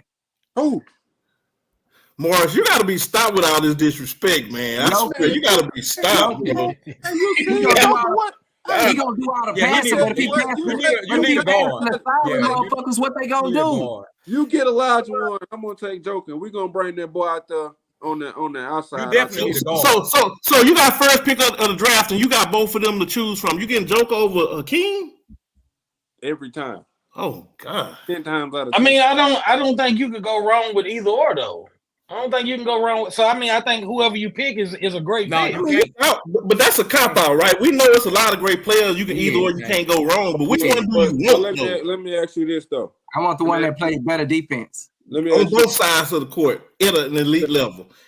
check this out. On a 12 game, on a 12 game And that's it, Dre. finals Yeah. run right there. A 12 game finals run. Who do you think is gonna give you the more production? Elijah Warren. Elijah won. He showed it. No, I say, hold on. I say, you can't.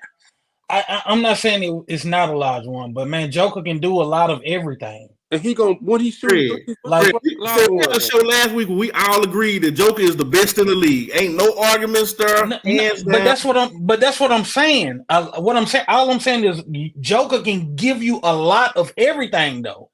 He can give you a lot of everything, not just a defender or not just a scorer. He can give you 10 assists. He can give you 12 rebounds. He can give you 30 on top of all of this.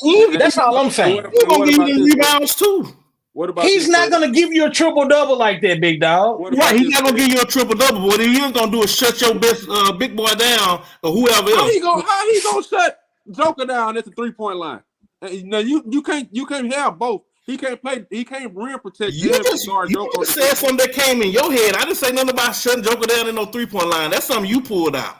I just said You just said Hakeem he gonna shut Olajuwon Joker is down. considered probably the greatest defender of all time, bro. You know what kind of premium that is to know on your team for a 10-year stretch that you're gonna have probably the greatest defensive player to ever play. Do you understand what? And then not only that, he'll give you 20 out of 30 and give you another 12 to 15 boards, bro. That's a premium, But bro. think about this, Keith. He wasn't defending bigs that's shooting from 35, man. He was defending guards, though. 35. He was defending who? He was defend. Hakeem can Yeah. defend. I don't even know guard. why I'm letting this dude get my blood pressure because Hey, fellas. told me. Hey, If you fellas. switch on him, you ain't. if you switch and he switch on you, you ain't licking your chops like, Hold oh yeah, on, I'm hold finna on, kill hold him. on, You like, hold okay, on. what I'm doing? Hey, one thing, fellas, one thing. I'm gonna have to get off here real quick, man. I'm gonna have to go handle some business, man. It's Yeah. good chopping it up with you fellas, though, man. Y'all stay up, brothers. Yeah. Hey, good to see you, brother. Let's see you too, All right. bro. Oh yeah. So yeah, you're gonna have to do better, Morris. You got to do better, man. You got to. You You can't. got it. You got it. What the biggest thing is, what the biggest thing with this is, we looking at generation and different type of hooping in different eras. You know what I mean? And I Yeah. think that's always gonna be the biggest argument with what we got. Like what Joker doing, I'm not gonna lie. What Elijah Warren was doing in that era, he was the best. But what Joker is doing in this era, he is hands down you the know best what? because we You haven't can seen, tell- we didn't see, but we to finish my He's point. a hybrid. He's a We didn't hybrid see a big 7 man. footer. Yeah, true. Like we didn't see Tim Duncan shooting threes. We didn't see Elijah Warren shooting threes. We didn't really see Elijah Warren and Duncan. Do you want him over Duncan? Do you want Joker over? I know you do, Morris. I ain't asking you. But that's I'm what I'm asking saying. You got to defend that. Do you bro. want him over Duncan? I can't even be biased. I guess it is a little biased, but I'm gonna take Duncan. I'm gonna take because I have my reasons why I want to take Duncan. You know what I'm saying? I'm not, and it's not knocking Joker. I just have my reasons why I like Duncan. But them reasons, right? That's you still knowing that Joker can shoot threes and a great facilitator and all that. But you still watch Tim Duncan play. So it's a reason you picking Duncan, right? Yeah. And we know Duncan don't shoot threes. We know Duncan ain't no taking nothing facilitator. away from him. But Duncan But played what I'm good, saying- clean, consistent ball year after year, and he's big on defense year after year. And I like defensive players. So if you can only give me, man, I hate to even get to these kind of conversations because I ain't gonna knock Joker for nothing. I'm gonna buy out of it because I love Joker. So I ain't got. I mean, I get it. So, Well, but I mean, what like I'm I said, saying- Joker what I'm is saying- evolutionizing the center position. Exactly. What Joker Hakeem doing, he's too. putting the big man on a higher pedestal. You bringing up Hakeem playing defense, right? That's not the only thing, though, bro. That's not it. When did he have to defend a big that could shoot? He gave Shaq hell. Pass? It ain't about shooting threes. He gave Shaq hell. What? Bro, How was You don't think he he can do? Shaq hell early in his career? Come on, man. He wasn't playing prime Shaq, dog. Come on, man. Dude, when he beat Shaq, Shaq had been in the league 5 years. What are you talking about? Man, Shaq said this out of his own mouth. Like, yeah, he caught me early, but because Shaq said it, then that's how we got to go with. All right. Well, Come on, man. They all say stuff, Morris. Come on, man. Like I said, like he was saying. To that argument, though, Go ahead. Go ahead. I said to that argument, can we say that it was better big men back then than it is? That's what I was doing. Like defensive wise, because if you think about it, in the 80s and 90s, you had more centers. You don't have legit centers like you used to. The center position is dying, so you got players like Joker and Embiid that's keeping it alive. Yeah, see, what Morris is trying to do, every time he make a point, he want to bring it to the 2023. They didn't play. What if you put him back in 1993? What if you put Joker back in 1993 when big boys played hard? They're gonna be get all that all this stuff Joker doing now, just backing somebody back real slow. You ain't gonna do that. You're not. I'm sorry. So it depends on where you want to stick them. But I don't care personally. I don't think him being on the perimeter got shit to do with Hakeem because Hakeem can play on the perimeter. He not an A1 jump shot. It ain't like Joker gonna mix him and drive to the goal. No, but see, that's what I'm saying. Like, you're not understanding what I'm saying. You saying, so are y'all saying Hakeem was a rim protector, right? I'm saying he was a great defender. He was a great defender, not only a rim protector. You thinking we're saying rim protector? I'm saying defender. Period. Okay. For sure. I mean, what he got, like 4 or 5 defensive players? His low post moves is still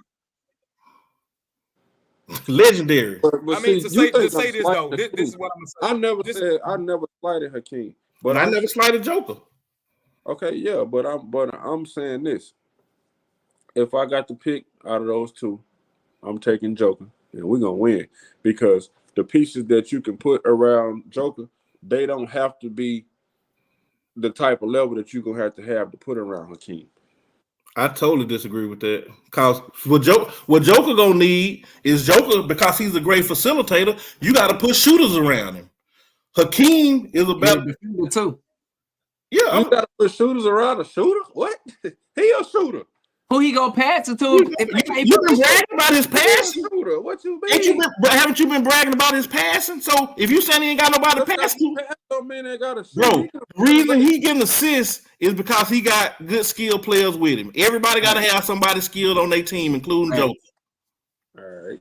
So you say only so Akeem, so you got to stack a team for Akeem, but Joker, you can just put anybody out there. You're gonna have to have an over average point guard for a king because the point guard gonna have to facilitate. You know what you're gonna have with Joker? You're gonna have some dogs on defense because they can't do what Elijah want to do. It's give and take. I think Murray over average Gonna though. have to be a dog on defense because he can have to come out there and guard Joker on the perimeter. That's gonna He be can do nothing that. for him. That's gonna be nothing, bro. What you say Murray It's is? hard Jay? for What you say hard for Murray is? What kind of everybody guard? Above average point guard. Yeah. No. Better than what people give him credit for. Definitely. Yeah, he above yeah, average. Definitely. I ain't saying he the greatest point guard in the league, but he above average. Who that? Murray above average. Jamal Murray. Yo, he got a good point guard right now that he didn't win without. Man, that He boy what? Hold top on. What he 20 say? What he want? He what Morris? He A what? dog.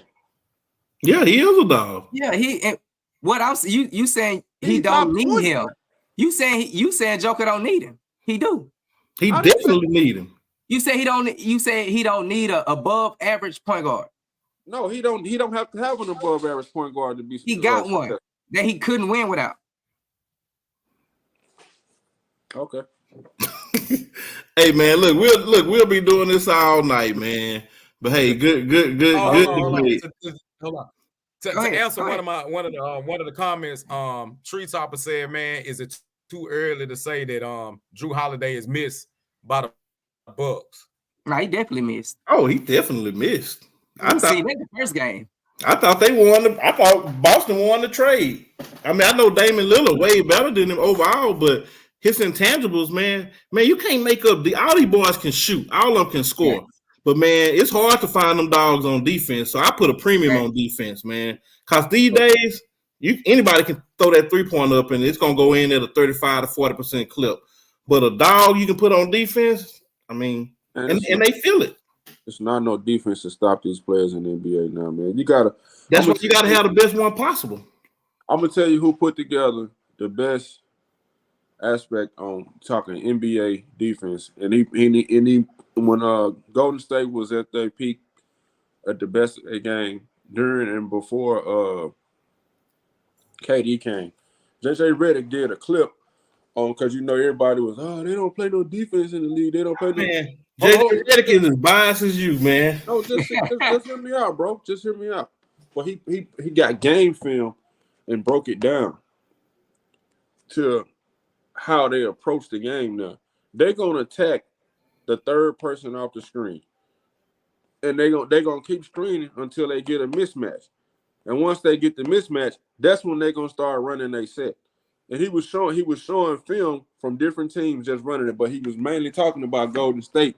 And he was like, they came down like according to what type of lineup you put out there, depends on what set they run.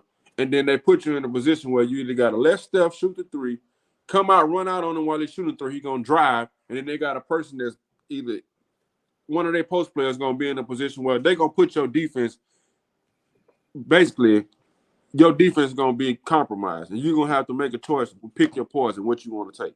And it's just going to be up to them whether they miss the shot or not. Ain't no defense for it. It's either they miss or they don't. Only thing you can do is try to contest. Well, you know what? That's cool. But you asked Drew Holiday last year how he felt when Jimmy Butler locked him up. Man, I know. Because great defenders can lock up great players, bro. We done seen. The thing is, if somebody locks somebody up, that's not on the player. That's on the coach. Because that's where the coach come in, putting in the scheme for what's going on the floor. Okay, if you got Drew Holiday holding Jimmy Butler, and Jimmy Butler can't do nothing with it, why the fuck do Jimmy Butler still got the ball trying to score? And you make a good point, Morris. So this is what I say to that, right? Take your point taken well. The reason I'm saying it, like you said, they hunting the mismatch, right? Yeah. So you're gonna hunt Damian Lillard. You're never gonna hunt Drew Holiday. That's like a corner where you can't throw on his side of the field. So you're never going to hunt Drew Holiday.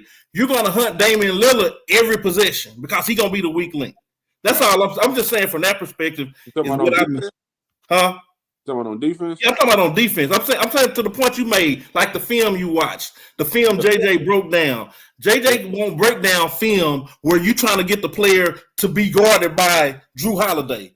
But he probably got a lot of film where you can see them trying to get the player to get Damian Lillard to guard him, or Steph Curry for that matter. You know, I'm just saying, great offensive players. Mismatch. Why wouldn't you want the mismatch? Bro, what I'm saying is that's why I was saying they lost. I'm going back to the original point where I was saying I feel like Milwaukee didn't necessarily win that trade because now you got a liability on the defensive side.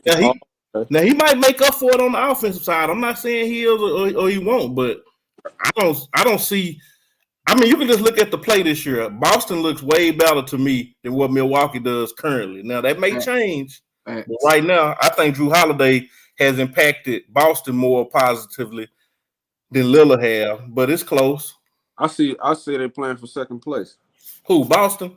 Everybody except Denver. That's possible. They stay healthy, it's over, bro.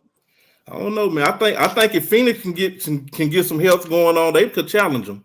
They got enough fire, bro. They beat them 2 games last year. They got too much firepower, bro. They ain't got no. It's got to start at the top, bro. They need some defense. That's what they need. Top, bro. The last team I seen win a championship was Cleveland.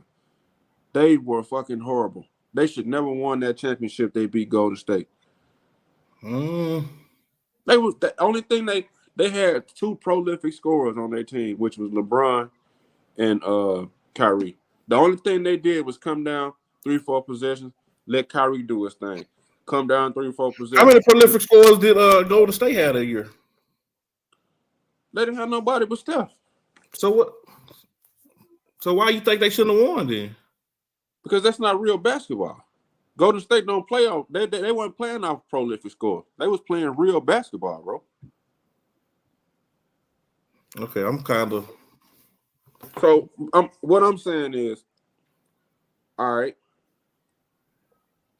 So after they won that year, did they challenge Golden State anymore after that? KD came, circumstances changed. I don't personally think they were gonna beat. I don't think Golden State would have beat them ever again if KD don't get them. Went over there for sure. That's just my opinion. I think Cleveland got them the rest of the times. Yeah, I think Cleveland. I can't say. Let me chime in on that one. I can't. Go ahead. I can't say that because I had this argument the other day with it, and I don't know who it was, but I say Golden State because Golden State won without KD. They already had a legit, solid, all-around overall team before KD got over there. Andrew Wiggins, they had Iguodala, they had Harrison Barnes, they had a good role defensive team. To me, that team was set up just like the Spurs. That was what Spurs. They were set up just like the Spurs was. I'm not what happened in that series? What happened in that series? You left out of your explanation. You left out that Cleveland was up 2-1 when Kyrie got hurt in the second game, but they was up 2-1 in the series. Then Kevin Love got hurt. So when you got your 2 dogs now get hurt and you playing against an elite system with 2 elite shooters, then now things change. But the next year when they were both healthy, you see who won, right? I give you that. I mean, I do give you that. It's at least some logic to it, right? You ain't got to agree with it, but yeah, I mean, it is. It is. But I'm just looking at the makeup. Imagine that first year when they beat Cleveland. If Klay Thompson get hurt game 2 and then Draymond go out game 3, do Golden State win that first year? They almost still lost without that. He only needed one of them. If he would have had Kyrie or Kevin Love, he would have won. That's my point. That's the point I'm making. That's what I'm saying. Yeah. I don't think Golden State was I think that first year, Bron beats them if them boys don't get hurt. The second year, but Bron was I think that was the peak of Bron career. That was his peak. It was 100%. Yeah, we're gonna keep on beating them. And after that, it's been downhill every year since then. Yeah, but when you so high, your downhill ain't the same as others. Yeah, true. You know? I say that all the time. Like that series took something out of him, bro. Like the one against he was born. The dog was born in him against that year against San Antonio when he went to fuck off in that game. You know what I'm talking about? Which about the series they won or the one they lost? The one they won. Oh yeah, he showed out. Man, bro, got some. Was it game 6? I'm not sure. Don't quote me on that. Yeah, it was game 6.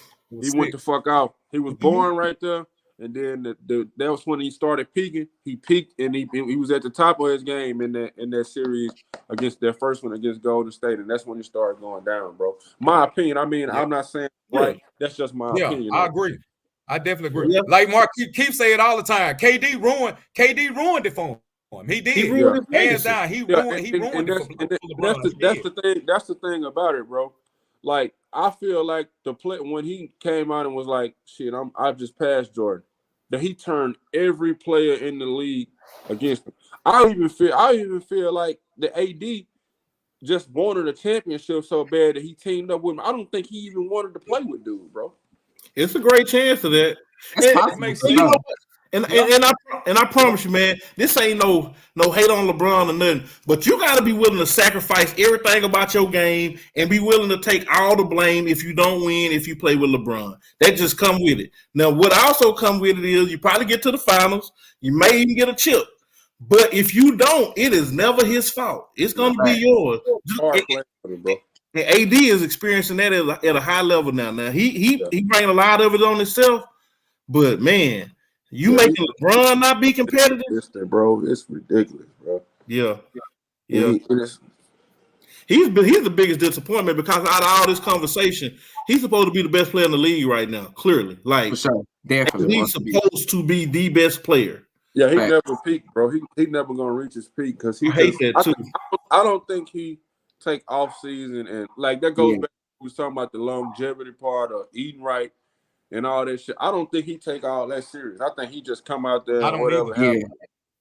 You know what I'm saying? Kevin Garnett said it on his podcast. He don't hoop during the summer. Yeah. I don't think he do that. I ain't saying he ain't doing training, but I'm just saying I don't think he take his craft as serious as he should, bro. Well, I seen earlier.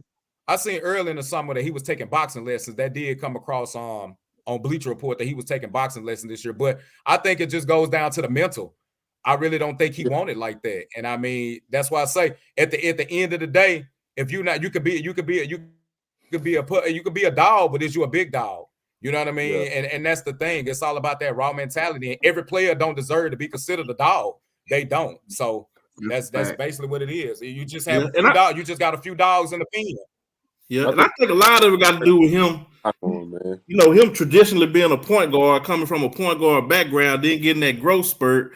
I think his mentality may be he's still a guard. Yeah, I think his mind he's a guard. He showed flashes of dog in that bubble though, nigga. He was on it up. Oh yeah. Oh yeah. Yeah. Nothing else, no more.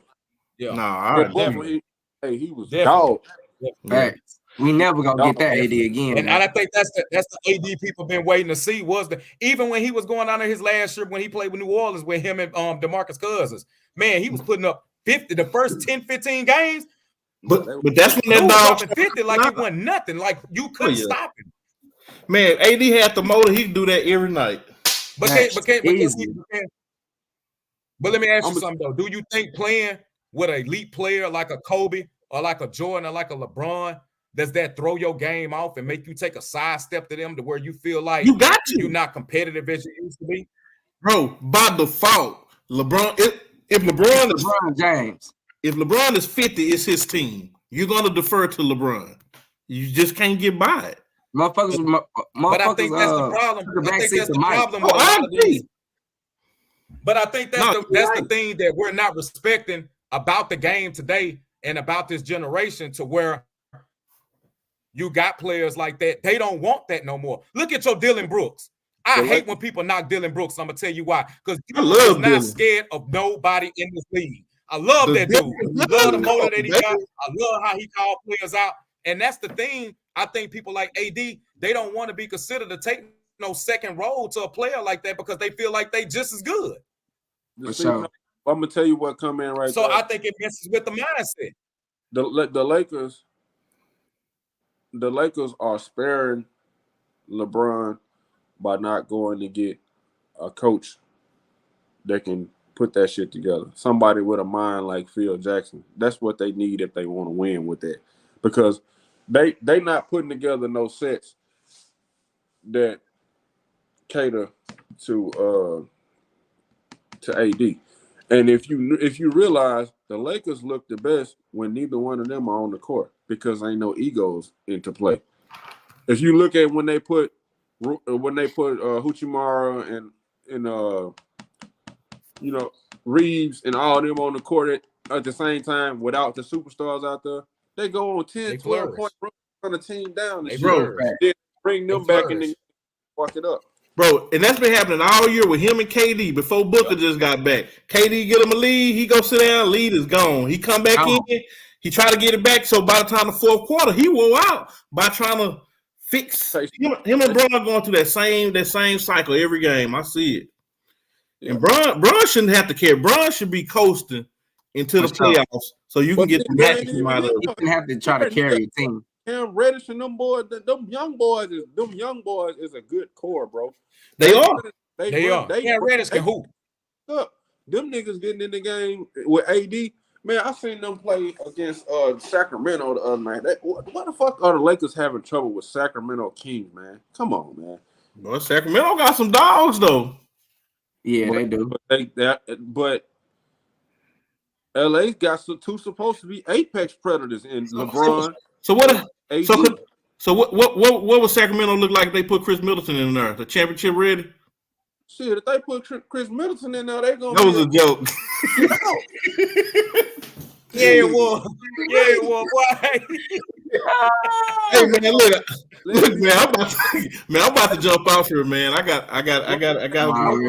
To get my point across earlier. Yeah, go ahead. About with and he asked me when you said that the Joker got an over average point guard, but would he not be the Joker without that point guard? You said he'd have to have that point guard to win. We weren't talking about winning. I'm saying to be as effective as he could be as effective as he is and still get his stats with anybody. I'm saying the Olajuwon is going to have an over-average point guard to still do what he did offensively, is what I'm saying. That was my point. But I don't agree with that. You can just get Hakeem the ball. Just give him the ball. You don't have to create for him. Just give him the ball. He can create for himself. And then Morris, you gotta admit though, man, you have stated how you think all them players is trash, so you gonna have a biased opinion, man. I don't know how much to take it as bias or this is what you really believe, because you have said nothing but basically negative about all them players, so it don't seem to me like you really respect the era too much. So if you don't respect the era, you're gonna have that opinion. I'm not saying that Olajuwon. Bro, listen, if you watched Olajuwon play, all you had to do was get him the ball in the block. That don't take no elite point guard to just say, hey, Olajuwon here. At that point, his footwork and movement and skill level was so good. That's why he scored. He don't need Magic Johnson giving him the ball. He don't need John Stockton giving him the ball. You know who his point guard was? Kenny Smith. Kenny Smith is not an elite point guard. Let me ask you this. Is he below average? He's not an elite point guard. My point is you can get any point guard above average. No, what I'm saying is you can get anybody that's a decent facilitator to get him the ball on the block. Just like Shaq. Shaq don't need a point guard. Shaq needs somebody with two arms and a ball in their hand to give it to him.